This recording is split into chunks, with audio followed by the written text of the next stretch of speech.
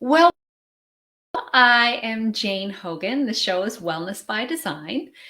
So, I am the wellness engineer, and I worked as a real engineer for 30 years until pain from rheumatoid arthritis told me I had to make a change. I had to figure things out and eventually, naturally, let go of pain and inflammation. And now I hung up my hard hat. I followed my heart so that now I can help other people and teach them how to release pain and inflammation naturally so they can become the most wonderful, fine version of themselves. This show, Wellness by Design, is all about helping people release pain naturally, not by reacting to the world around them, but by intentionally designing a life based on what their own body needs. I love blending my backgrounds in science and spirituality to pull this all together because we aren't just a physical body, we are so much more than that. But today I am talking about something really physical. It's a question that's come up. Hello, Rowena. It's a question that's come up in my Wonderful Fine group, and it comes up kind of over and over again. I get a lot of questions about supplements, and I'm not a nutritionist, so I don't actually advise people on supplements, but I do a lot of research into this. And I titled the show, or I had in the little introduction, that chances are you are deficient in this key mineral. And why do I say that? Because studies have shown that when they've just like picked random people in developing countries, okay, developed countries, not developing countries, but countries like the US and Canada and parts of Europe and Australia and so on, developed countries, what they have found is that 2/3 of the population is deficient in magnesium. Isn't that crazy? Deficient in magnesium. Magnesium is needed for over 300 chemical reactions that are going on in our body. Like, we have chemical reactions going on all the time in our body. Magnesium is needed for 300 of them. So you can imagine if you are deficient in magnesium, some of those chemical reactions aren't happening, or they're not working very well. And then you're going to show physical signs of problems with magnesium deficiency. So there's actually a name on this. When people have low magnesium, it's called hypomagnesemia. How's that for a mouthful? So magnesium is one place I read fourth most abundant, another place I read second most abundant mineral in the body. We need magnesium. It's an essential nutrient, so it's considered essential for our health. It's not just like a nice to have. It's essential for our health, and it's fundamental for reactions that generate ATP, which is the form of energy that our body generates from our little powerhouses in our cells. So it's needed for, I'm just reading from my notes here so I don't miss anything, muscle and nerve function, maintaining a healthy immune system. So front and center of everybody's mind right now, right? Maintaining a normal heart rhythm, building strong bones, lowering cortisol. So cortisol is the stress hormone. So lowering cortisol needed for that, and improving deep sleep and REM sleep. So you can imagine when you hear all that when you've got magnesium deficiency, you're going to see some problems in those areas. So magnesium comes in many forms, many forms. We need all of them. So here's the different kinds. Magnesium chelate, that's used for muscle building, recovery, and overall muscle health. Magnesium citrate helps lessen arterial stiffness, so that's going to help with the heart. Magnesium bisglycinate helps to treat symptoms of too much stomach acid. So one of the symptoms I'll talk about afterwards is that you can get problems with stomach acid and having feeling like you have too much, then you get acid reflux and so on if you're short of magnesium. There's magnesium sucrosomial, which helps produce energy and support the immune system and is critical for bone health and skeletal development. Magnesium taurate helps with the function of the heart, and magnesium orotate enhances muscle performance and recovery. This is especially good for athletic performance. So athletes, they want that, muscle performance and recovery going on. So what kind do you need? You need all kinds. The reason why I'm talking about all these different types is that often when you buy a magnesium supplement, it will be just one kind or a couple kinds. I've got a link and I'll share it afterwards to one that I use that actually has all of these in them. It's a little bit more expensive, of course, because, you're getting all the magnesium types in there. But yeah, so a lot of people, this has come up recently too I've got an elderly neighbor, and she said that she had this like muscle pain, and her doctor told her it came out that in her blood work, it was showing signs of magnesium deficiency. Another friend of mine, her mother, she was having a lot of memory issues and stuff like that. And it turned out she had a magnesium deficiency. It tends to become a problem as we get older as well. So yes, I've been talking about supplements, but there are foods that are rich in magnesium. So I'll tell you about those: dark chocolate, avocados, nuts, legumes, tofu, seeds, whole grains, including some non-gluten ones. So wheat is gluten, but oats, barley's got gluten in it.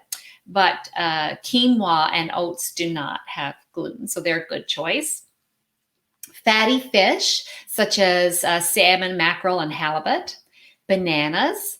Leafy greens. I tell you, my friends, leafy greens are good for everything. So leafy greens. Tamarind, okra, oysters, baked potatoes with the skin on them. So most of the magnesium is very close to the skin, so you would have to have the skin part. And raisins.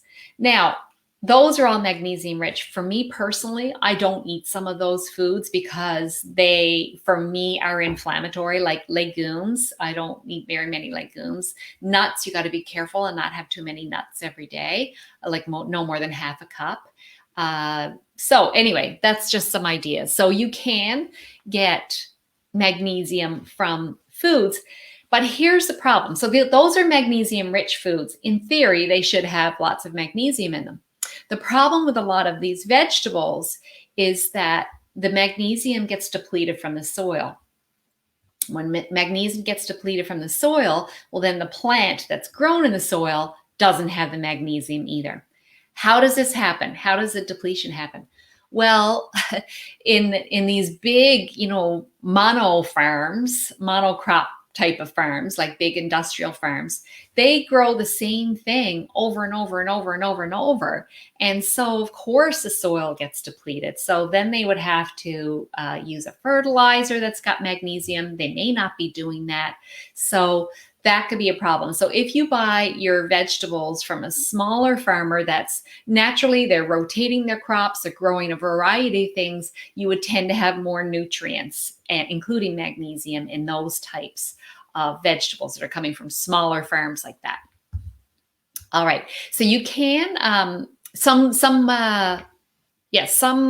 health conditions can actually cause low magnesium. So these include GI diseases, so things like Crohn's disease, celiac, chronic diarrhea, IBS, anything like that, even leaky gut.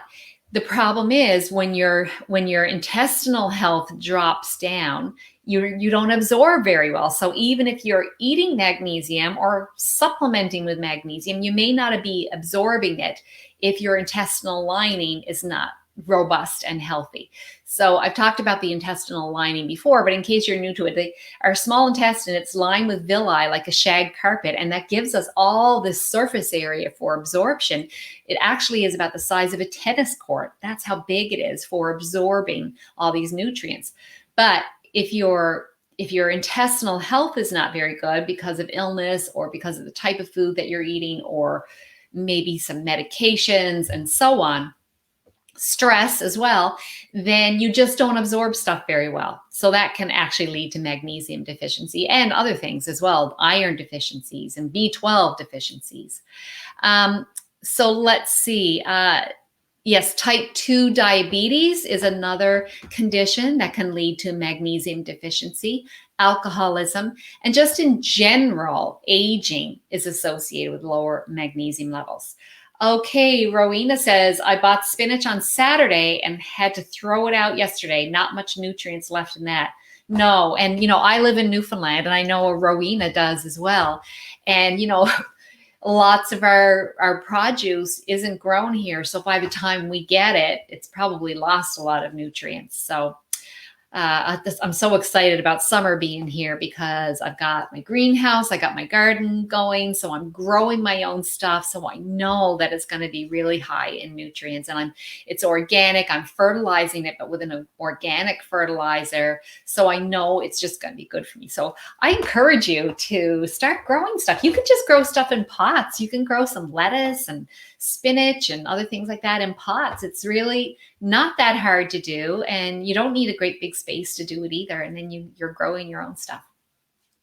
All right, you can get a blood test to tell you magnesium levels in the blood, and it might give a bit of an idea of your magnesium level, but most magnesium, once we have it, it actually gets stored in the bones. So it's hard to know from a blood test what your magnesium levels are. But the blood test will give you an idea. But if you just if we know that 2/3 of the population has a magnesium deficiency, chances are you do. That's why I said odds are that you do have a magnesium deficiency. So I'm going to go over some signs of magnesium deficiency so that you have a little bit of an understanding. So 12 signs I've got here for you. 1, fatigue. So as I mentioned, magnesium is used to help produce energy. So if you're not producing energy as well, very well, then it might be because of a magnesium deficiency. So fatigue is a sign. Muscle spasms, cramps, and numbness. So this is something I noticed I didn't make the connection, but lots of times if you're feeling muscle spasm or cramps, like I used to get this little twitch in my eyelid. And if that happens, I know that my magnesium is low. It's my little sign, but I didn't know it for years. But now I know, okay, yes, I've forgotten because I take I've just got these other magnesiums that are now in supplement form, and I'm better at taking those. The other magnesium that I was taking was a magnesium citrate, and I had to mix that with water. So often I might go days and forget it, and then muscle twitch starts happening. So then I know I gotta get my magnesium up again. Another sign, insomnia. So because magnesium helps with sleep, when you start having sleep problems, it could be to a magnesium deficiency. So obviously, if you've got a bunch of these signs, like just one may not be a sign, but if you see a pattern, you've got a bunch of these, and it could be pointing to having a magnesium deficiency. So irregular heart rhythm, like arrhythmia. So if you've got an arrhythmia or a regular heart rhythm, that could be a sign, again, because it's used for, muscles, right? And the heart is a muscle. Dizziness, nausea, vomiting, decreased appetite. So obviously the vomiting is going to be a little bit more severe, but if you've got constant nausea, that could be a sign of magnesium deficiency.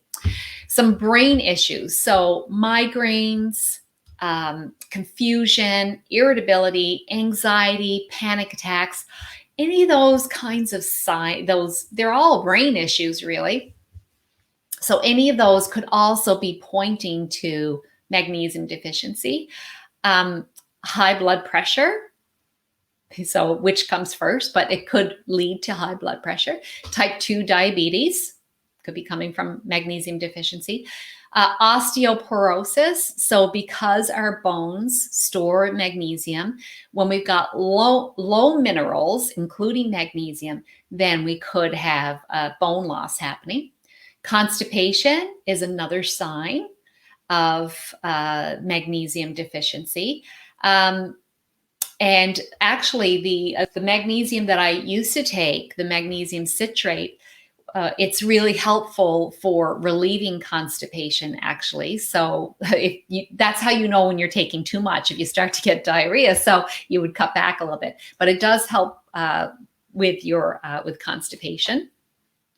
So acid reflux. So generally, all of the sphincters or valves throughout our body are dependent on magnesium, and so when they aren't working properly, then you can have problems associated with that. So one of the ones, so we've got a valve, at the top and bottom of the stomach. So if that valve isn't working properly, then we could actually then feel like we've got acid reflux.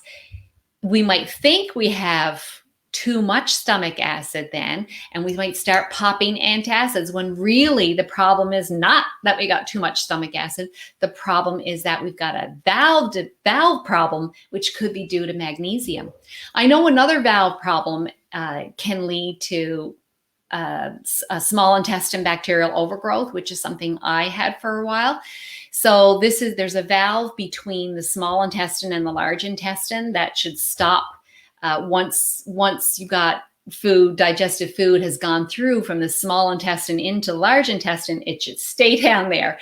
But if that valve, it's called the ileocecal valve, and if that valve isn't working properly, then bacteria that should be in your large intestine can migrate up into the small intestine and then cause overgrowths, and then you get things like bloating, constipation, diarrhea, all kinds of things like that.